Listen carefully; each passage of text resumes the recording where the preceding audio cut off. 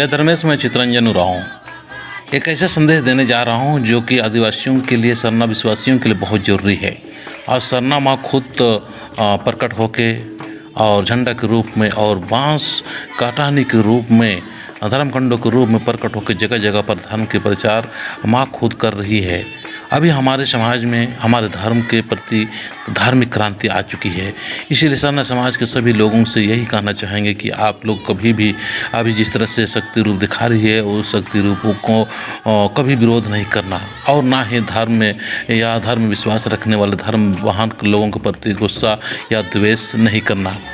क्योंकि मैं अभी एक सच्ची बात बताना चाहूँगा कि लोहरदगा क्षेत्र जो रामपुर गांव है, उस रामपुर गांव में ना विश्वास करने वाले लोगों ने उस घर को तिरपाल से बांध दिया और सरना झंडा जो आंगन में गड़ा हुआ था उसको उखाड़ के साइड में कर दिया और चेक कर रहे थे कि अगर शक्ति है तो सचमुच दिखाई देगा और नहीं तो नहीं दिखाई देगा।